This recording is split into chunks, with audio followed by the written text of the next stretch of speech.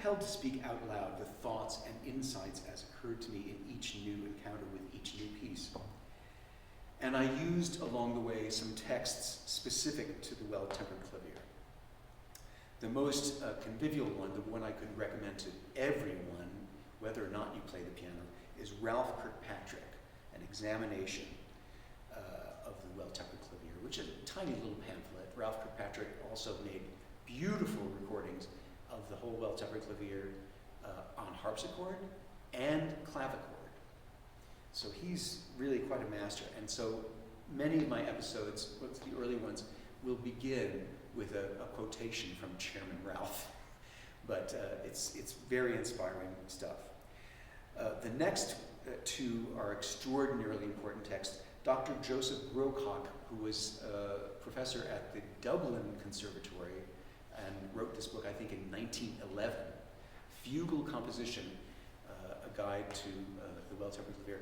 This is a book only about the fugues. I wanted to get an image for you here, but I'll get some and share them with you later. It has, and it only talks about the fugues, an intense examination and analysis of each piece with a wonderful sort of graphic showing where the subjects and counter-subjects come in the course of the piece.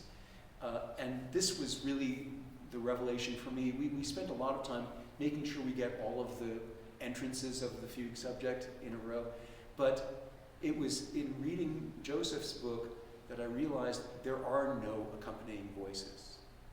They all have, in some hierarchical sense, one or another. The themes are as important as the counter subjects, and vice versa.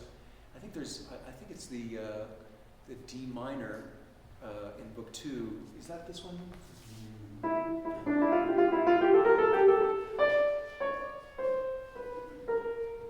So the second half of the subject is pretty exacting and kind of, you can't be embarrassed about it. But you're rewarded by the fact that the counter subject becomes actually, to me, more interesting than the subject. And so this brings up the whole, dichotomy of, the theme must always be prominent. No, these are all integral pieces. I've even gotten to the point where I'm practicing a prelude, and there is so much motivic integrity about a prelude that I feel like I'm playing one of the fugues, because there is literally no connective material. It's literally all motivically based and grounded.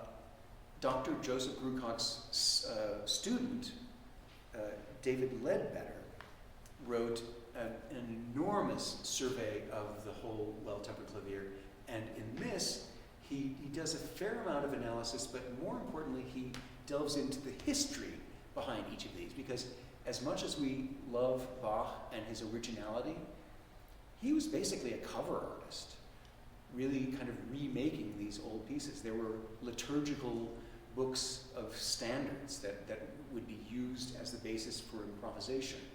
There were lots of composers that he really, Gabrieli and Gesualdo and just everyone, he soaked it all up, and oftentimes would take motives from their works and remake them and bring them into his time.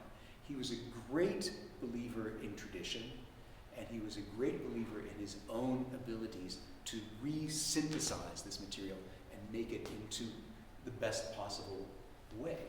The fact that he was the greatest fugue writer of all time, we understand now why there weren't more people that wrote in his style, because no one else could do it.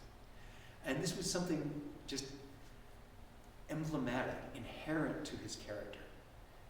There's a wonderful story of him and his son standing in the back of a hall listening to someone else improvise a fugue.